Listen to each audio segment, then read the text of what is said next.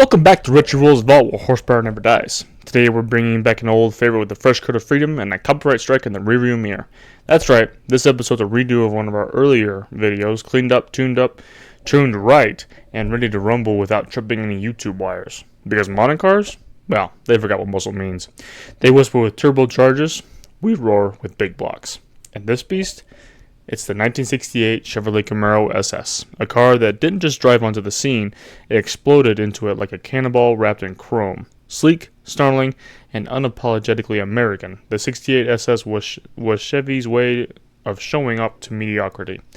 Another classic unlocked, another beast revived. So buckle up, gearheads. We're diving deep into what made this Camaro an icon, from the pavement-pounding 396 under the hood to the no-nonsense stance that still turns heads today. Let's give this legend the tribute it deserves, without the legal static this time. Let's talk about something sneaky, something so wow that had to be ordered through the back door of Chevrolet. Enter the COPO program, or as gearheads like to call it, the muscle car loophole of legends. While the 69 hogs most of the COPO glory, 1968 got the ball rolling. And if you knew the right dealer, had the right connections, or maybe even slipped a service manager a wink, a handshake, or maybe even a dollar bill, you could spec a Camaro with something truly outrageous, a 427 cubic inch V8. Now, this wasn't your average showroom Camaro. These beasts were built through Chevy's central office production order system, intended for fleet vehicles and taxis, but hijacked by savvy dealers who wanted more grunt under the hood. The result? A factory-built monster that looked like a standard SS on the outside, but under the hood lurked a big block brute ready to punch a hole through the quarter mile. They didn't advertise it. They didn't brag. These cars were sleepers. Quiet until they weren't. Subtle until the tires started screaming. Today, these 68 COPO Camaros are unicorns in the muscle car world. Rare, rowdy, and absolutely legendary. Because when regular just isn't enough, you go COPO. If you squint at a 1967 and a 1968 Camaro from across the parking lot, you might think Chevy just copy and pasted the design. But look closer, and you'll see the 68 is the refined remix. Not a revolution, but a smart evolution. For starters, Chevy tossed the little front vent windows into the parts bin, replacing them with something they called Astro Ventilation, a fancy name for the fresh air system that said, we don't need no stinking vent windows.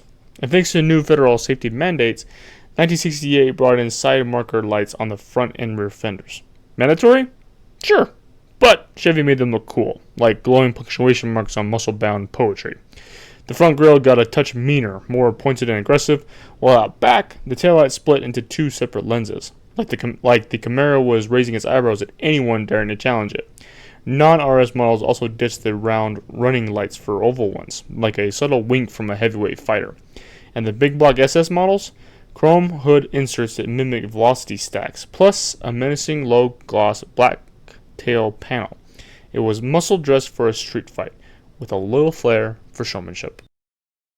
Under the hood of the 1968 Camaro SS, Chevy didn't just bring muscle to the party.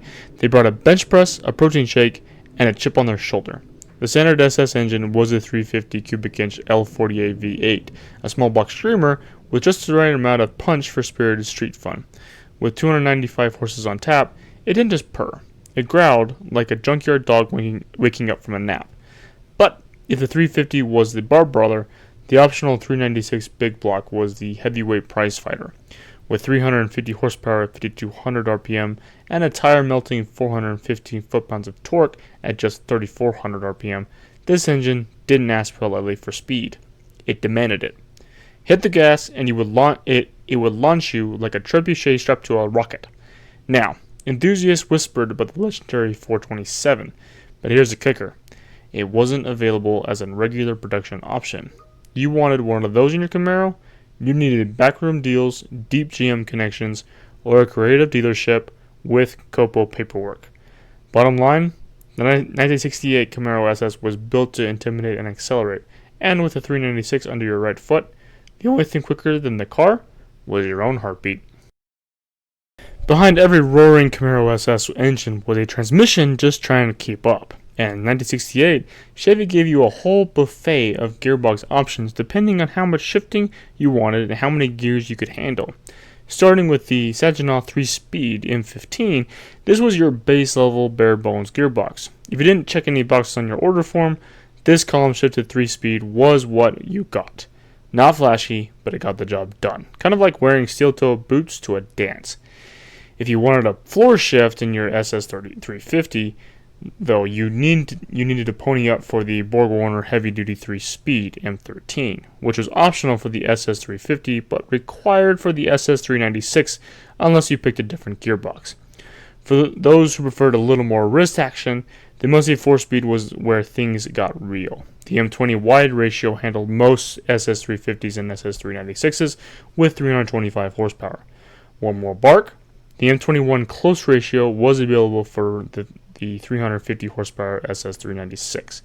And if you were chasing unicorns, the beefy M22 Rock Crusher was your go-to for the top tier L78 396, though it was limited for solid lifter engines.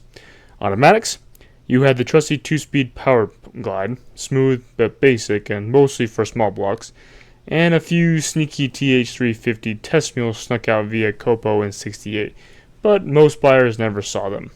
Bottom line, pick your gearbox, grab that shifter, and let the street wars begin. The 1968 Camaro SS rode on GM's F-body platform, a unibody setup with a bolt-on front subframe. Think of it like a muscle-bound skeleton with just enough flexibility to dance through a curve, provided the dance floor wasn't too twisty. It was designed for speed in a straight line, not ballet. Up front, the Camaro SS came equipped with an independent suspension with coil springs, giving it a decent shot at handling corners with a bit of grace. It was like putting sneakers on a sprinter. You wouldn't take it mountain climbing, but it could certainly hustle. Out back, things got a little more old school. Chevy bolted in monoleaf rear springs, a single curved strip of steel tasked with keeping the solid rear axle in check. And while it got the job done, it didn't exactly scream finesse. Those leaf springs were paired with bias-mounted rear shock absorbers, giving the rear end some much-needed help in soaking up road imperfections, or at least trying to. Was it precise? Not really. Was it durable and capable of planting serious horsepower into the pavement? Oh, absolutely. In true muscle car fashion, the Camaro suspension wasn't there to pamper. It was there to pounce.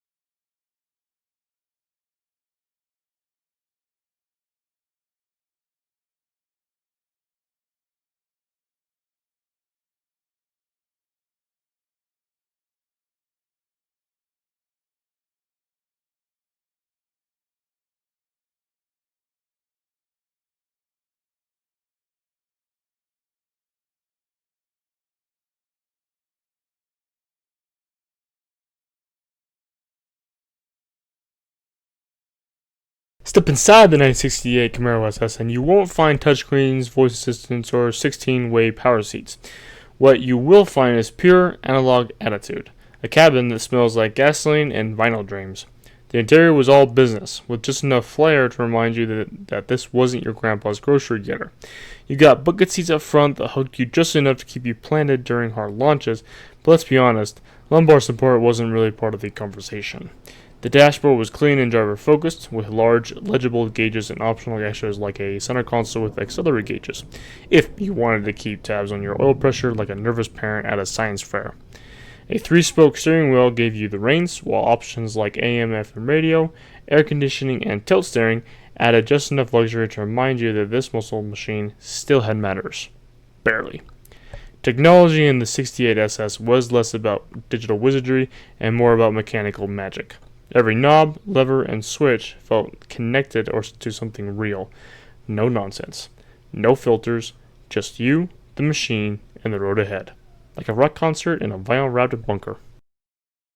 At the business end of the 1968 Camaro SS, Chevy strapped in a robust 10-bolt differential, a hard-working hunk of steel that did more behind the scenes than most people ever give it credit for. Think of it as the unsung hero in your muscle car's pit crew, keeping all that V8 fury pointed in the right direction. But it wasn't just any old diff. This one came equipped with a 3.23 Positraction system, which basically meant both rear wheels got equal helpings of horsepower at the dinner table. No more one-tire fires or embarrassing spinouts when you mash the throttle. Positraction was the Camaro's way of saying, let's do this together, right before painting two perfect black stripes across the pavement. That balanced power delivery made a world of difference when launching off the line or pulling out of corners, especially when you had a big block under the hood trying to twist the axle into a pretzel. It was traction control before computers, old-school stability, muscle-era logic. So whether you were drag racing, cruising Main Street, or just lighting up the rears for fun, the 10-bolt posi rear end made sure you had the grip to back up the growl.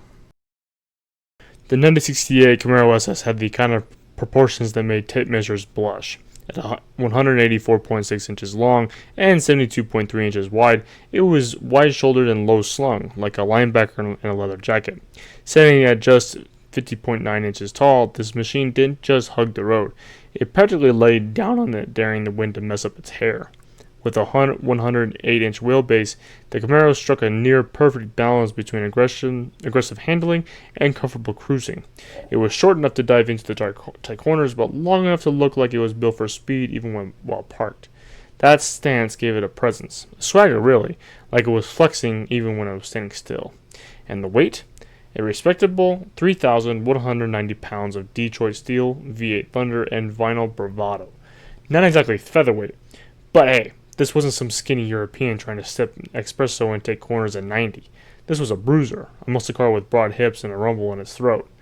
The 68 Camaro SS didn't just look right. It measured up in all the right ways that mattered. Built wide, low, and just heavy enough to remind you that this beast wasn't here to play. It was here to dominate. The 1968 Camaro SS didn't come to make friends. It came to make noise. And when it played it to its strengths, few cars could keep up. First off, power. Whether you went with the spirited 350 or the thunderous 396 big block, this car had more muscle than a gym full of bodybuilders on pre-workout. Straightline performance? Whew! You'd be halfway down the quarter mile before the other guy finished blinking. Then there's the styling. Aggressive, low-slung, and effortlessly cool. It looked fast, standing still, and sounded like a bar fight between two Harley-Davidsons. Plus, with features like Positraction and the Muncie 4-speed, it wasn't just brawn. It had brains where it counted. But every legend has its flaws. Handling was not a strong suit.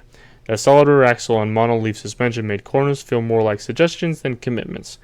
Braking was another hold-your-breath situation, especially when the stock drum brakes. And while the interior had charm, it was more function than flair. Tech? Pfft, forget it. This car was the tech. Still, its weaknesses were part of its charm. The 1968 Camaro SS was a little wild, a little rough, and absolutely unforgettable. Just like any true muscle car should be. And there you have it, the 1968 Chevrolet Camaro SS. A car that didn't whisper, it roared. A machine that didn't apologize, it announced itself with the thunder of a V8 and the stance of a street-fighting panther. It wasn't perfect, but that's what made it iconic. Rough around the edges? Sure. But so is a diamond when it first comes out of the ground. With its Barney 396, startling chrome, and let's not even talk about the corner suspension, this car was built for one thing: owning the asphalt. And yeah, this is a redo. We had to dodge a little copyright pothole. But much like the Camaro itself, we came back louder, cleaner, and fully uncorked. So now it's your turn. What's your favorite Camaro generation? Do you ride for the 68 SS? Or does your loyalty lie elsewhere in the Camaro family tree? Drop your answer in the comments. I'm ready for the debates, the nostalgia, and maybe even a few burnout stories. And if you liked what you saw, hit that like button, smash the subscribe button, and ring that bell for more classic American thunder. Because here at Retro Wheels Vault, always remember, keep it loud, keep it classic.